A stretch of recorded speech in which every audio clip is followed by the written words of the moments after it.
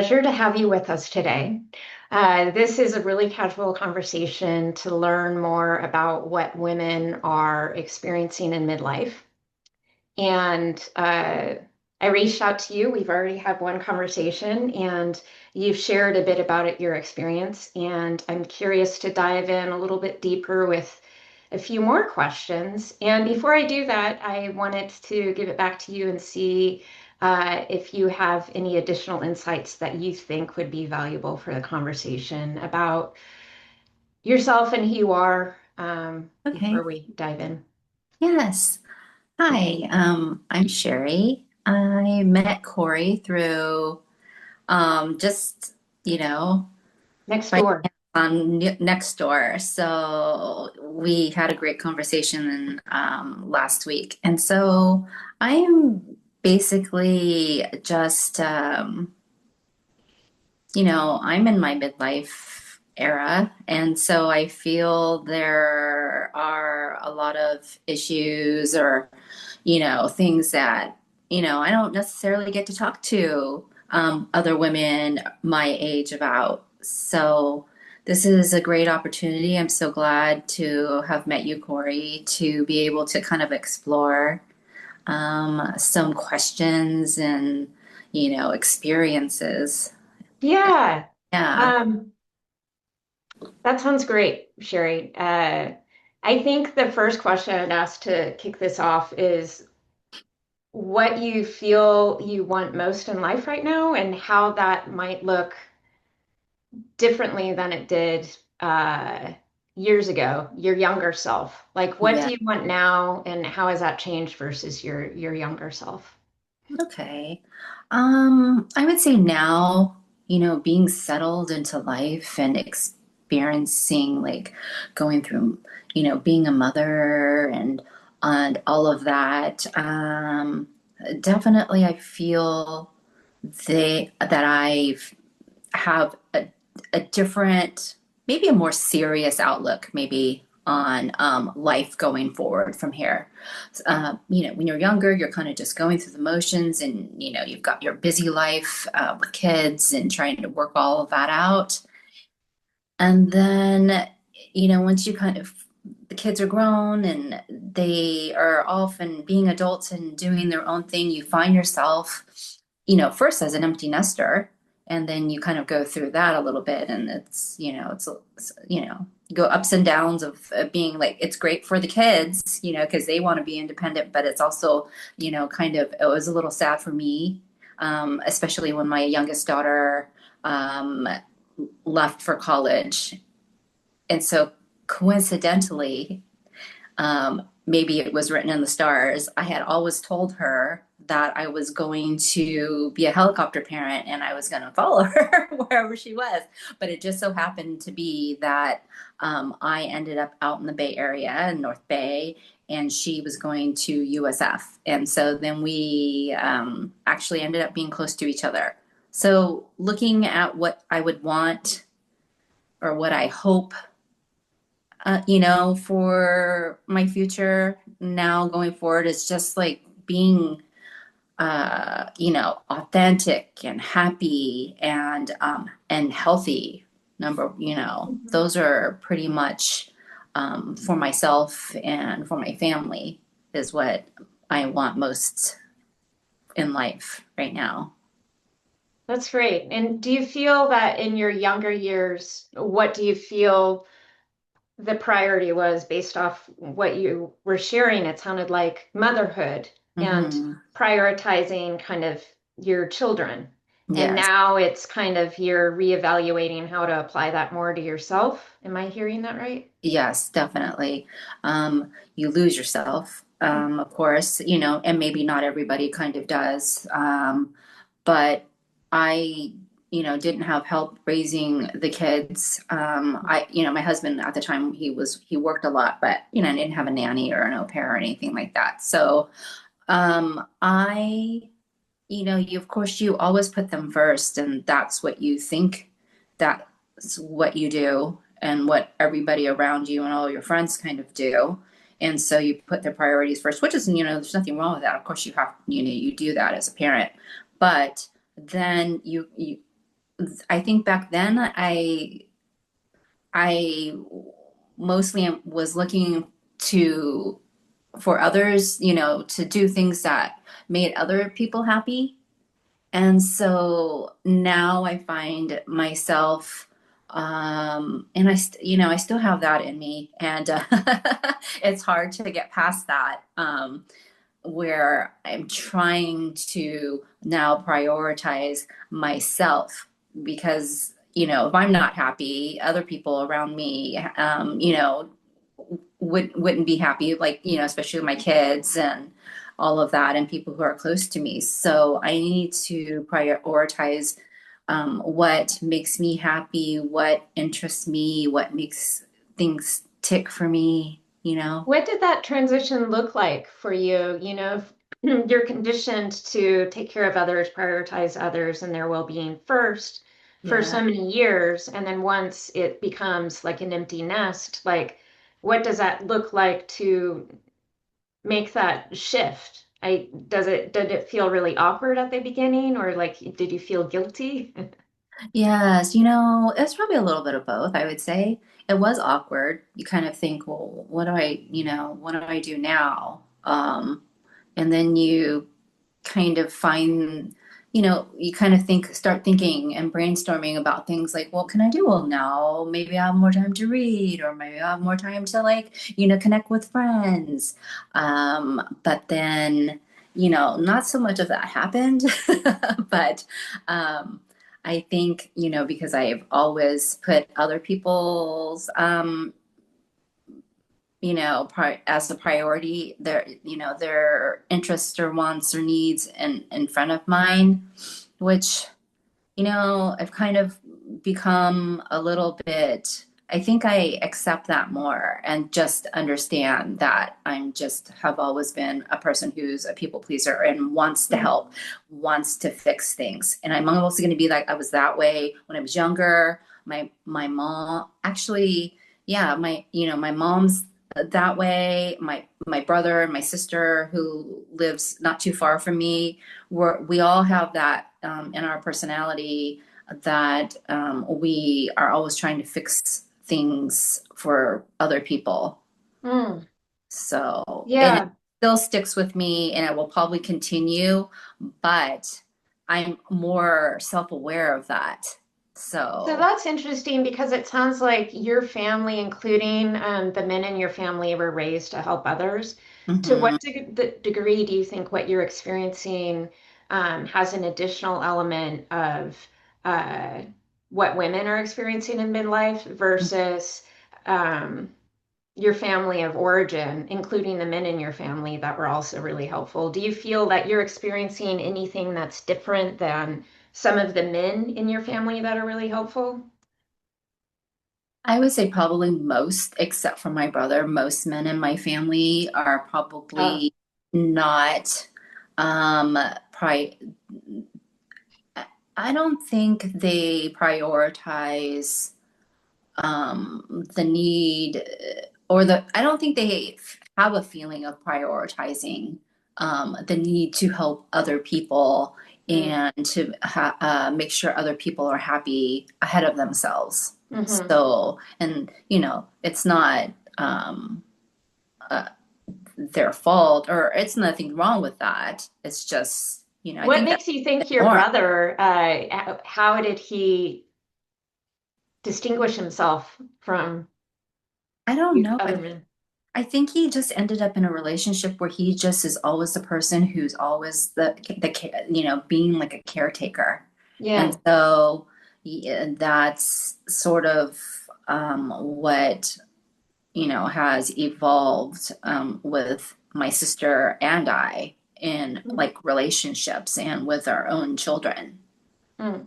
So, Right. That makes yeah. sense. Hmm. Um, post post marriage, Hmm. divorce, all of that. What do you think you were looking for in a romantic relationship that changed at this age that you weren't in as your younger self? Yes, definitely learn a lot, right? You learn a lot. You go through what I think a lot of people go through when you get married. And it seems like to me a lot of people are women, men, are waiting a little longer to get married. Mhm. And that could be due to like, careers and or just maybe being raised differently to explore so much more um as a younger person before actually settling down.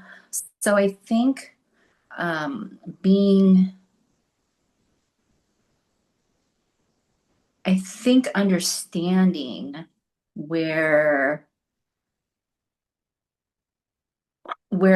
what experiences you've had and being able to self-reflect is really important.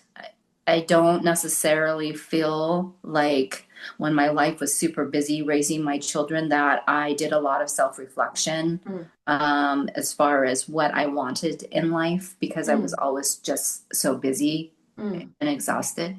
So um, but now being post divorce and kind of a little bit knowing, I hope more of like what I would like in a relationship going forward.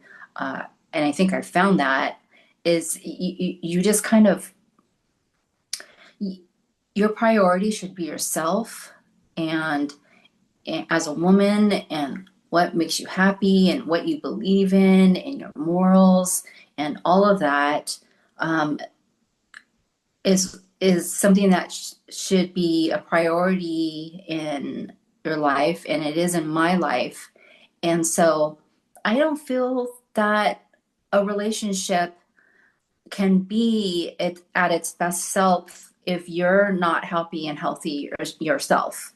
mhm, So I guess that's what I would, mhm.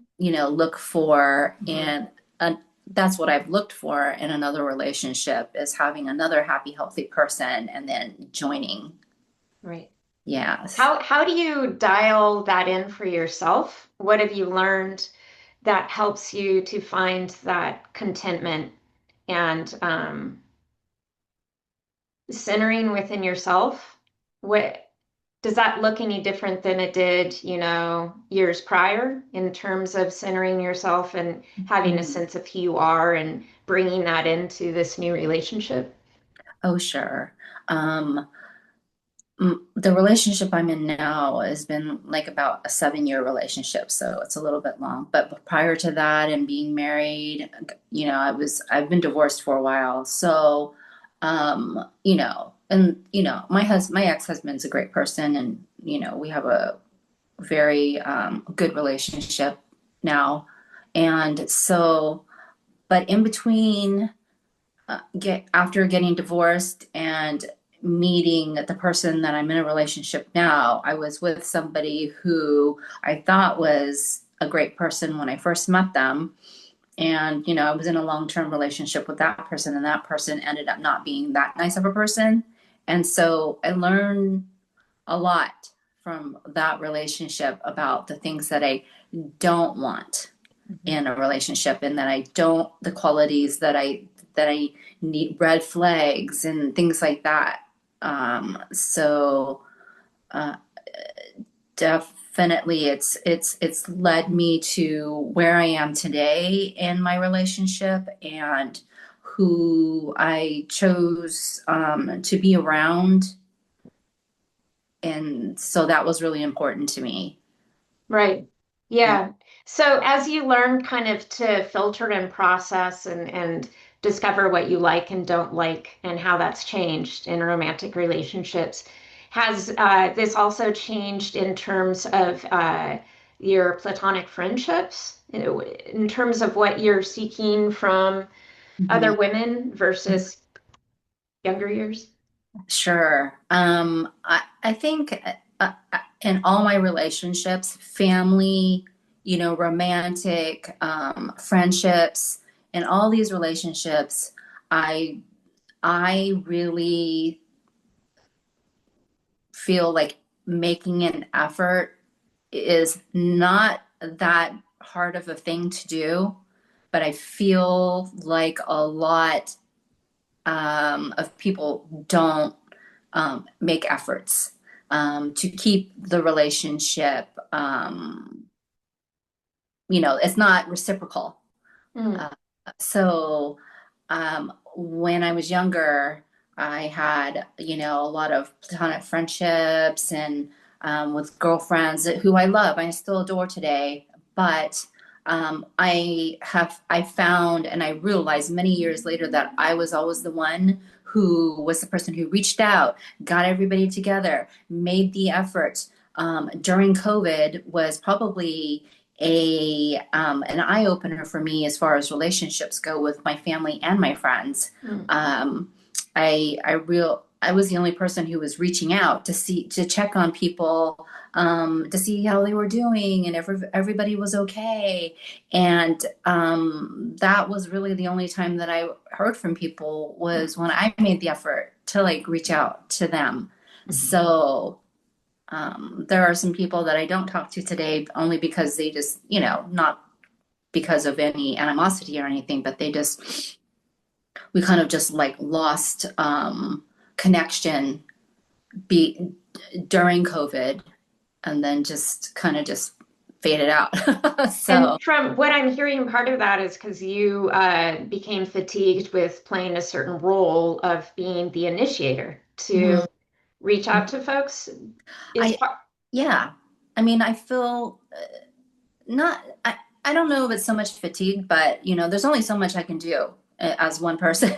So if I'm making the effort to reach out and stay connected with everybody and I'm trying to arrange seeing people and getting together with people and staying in touch with people, it's just you just don't have that much time is got to during prioritize. yeah, your energy you have to have energy for other things too. So yeah. So, is it fair to say that that's shifted for you? Like Hmm. you're no longer willing to play the same role that you were before? Hmm. Yes, it's shifted in that sense. I try to be more aware of that if I'm making more effort, I can, there, of course you can have an open conversation about that if with people about seeing an effort. Yeah. Yeah. Hmm. So, through this transition, what do your relationships look like now? Do you feel that you've refined it, but it's like, has it shifted the quantity and the quality based off your adjustment over COVID? Yes, I think it is quality and quantity. So I don't regularly hang out with as many people, but then also, part of that was, like I think I mentioned to you before, like 2 months before COVID, lockdown, pandemic, I actually happened to move from Sacramento to the North Bay. So that was a big thing that I'm not with a lot of my closer friends and coworkers at the time um, because I moved from Sacramento. I Quality is a good, that's a great thing. Yeah, I think that definitely is more important than quantity. Yeah. Yes. Mm-hmm. Yeah, I agree. Mm-hmm. When you touched on coworkers that you used to have, Mm-hmm. and kind of the engagement there, Yeah. that raises another question of what do you seek in a work-life balance today? What would the ideal kind of has your approach towards your career or work changed versus in the past? I don't know if you were a working mother or if Mm-hmm. were a Mm-hmm. stay-at-home mother. Yes. I was a stay-at-home mother for 13 years. Didn't necessarily plan that. It just happened that way. So, my husband at the time, he had a family business, still does continue to this day. And so I was able to stay at home with the kids. And so, but but now, it, in how I see myself, um, in working today, I think things are different now. Um, even with relationships with people that you work with or your supervisors, anything like that, that's that's definitely something that you have to think about also, which I might not necessarily have done before. I, just, I mean, recently, because I'm in the midst of looking for work, because I was laid off, but I was in an interview, and I had a Zoom interview to begin with, and then I was asked to come in for an in-person interview to meet the owner of the company. So I did. And, but prior to that, and the day that I went in for the interview, there was from the office manager, who was the one who was the point of contact and was setting this whole thing up. And there was like a series of like tests to like do all before I got to the point of meeting the person, the owner in person. And then when I got there that morning, there was another test that I had to sit down and do, um, prior to going into the office to meet the owner. And when I walked into the office, it's in a nice complex out here, off of the Highway 101. And I thought, oh, great, this is a great location. I know where this is. And then I walk into the office, and the office is like cluttered with like boxes and, stuff that's stored in files and plastic containers. And I just thought, oh no. And then there were dogs, and I love animals. It has nothing to do with that. It was uncleanly. There Mhm. was dog hair all over every office chair. And then when I had to, talk, and when I got the opportunity to actually go into the office and meet the owner, he just had this, strange vibe. His office was cluttered. He gave me a very great, like, firm handshake when I first walked in. But then when he told me, I'll talk, well, we're going to let everybody know by the end of the week, after we finish our interviews. And he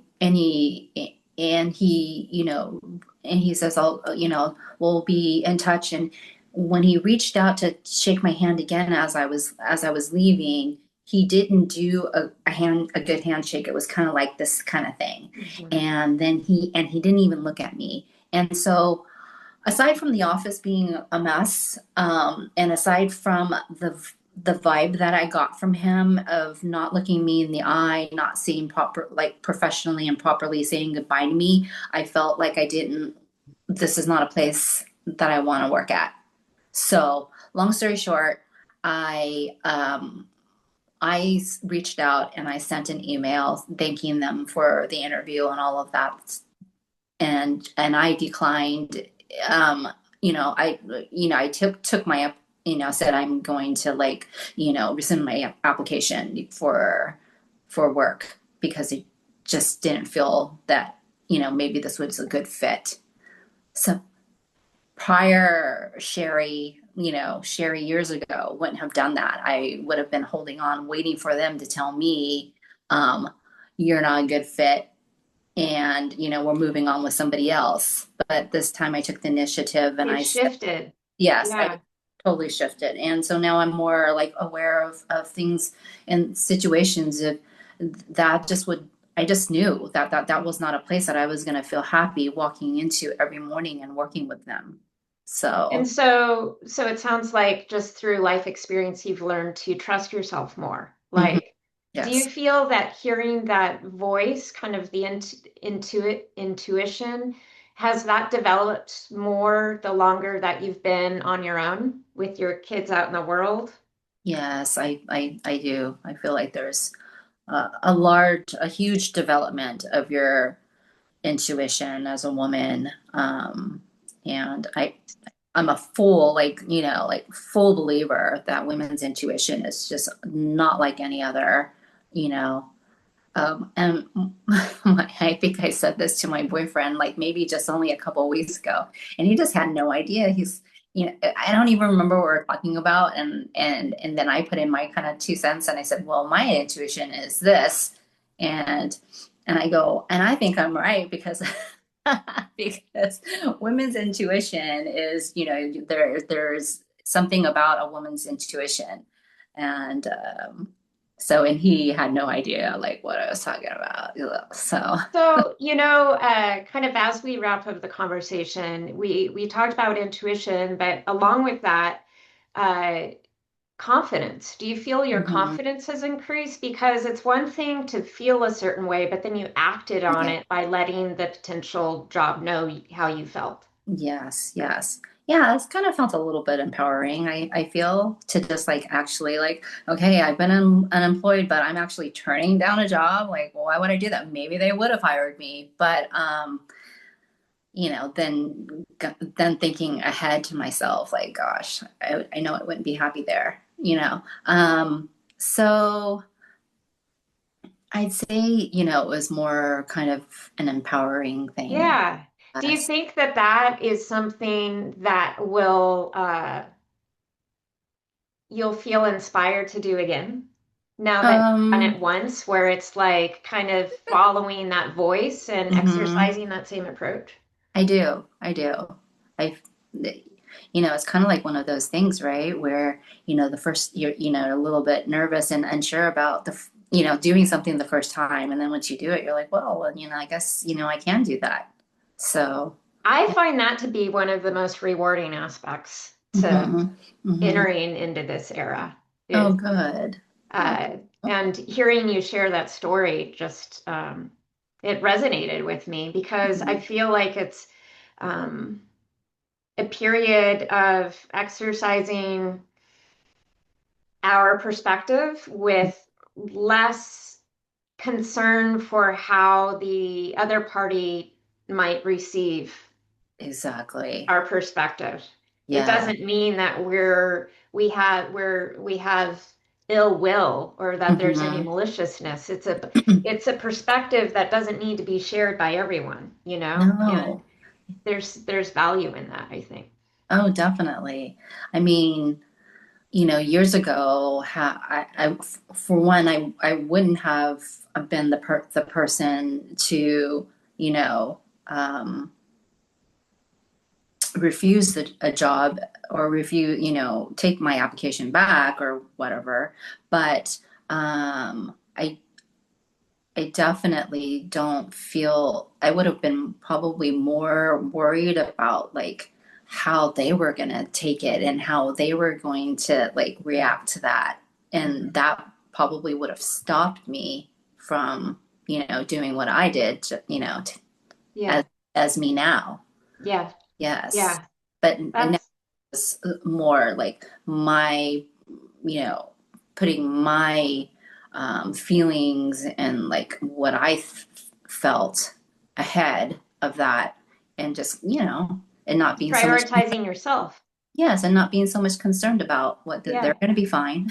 yeah, yeah. they're going to find their person. They So, are the yeah. one that can handle the dog hair. Yes, yes. Yeah. And Sure. a desk space like about this, this big, like how am I supposed to work with Yeah. things? Yeah. No, no, no, thank you. Yeah, Yeah. it sounds like you know yourself and you knew that hmm wasn't the right environment for you and you hmm exercised your voice and Yes. that's really cool. Thank you. Sherie, this has been such a great conversation. Oh, Thank you thank so you. much for Uh-huh. sharing some of your insights into Abs- kind of this period in life.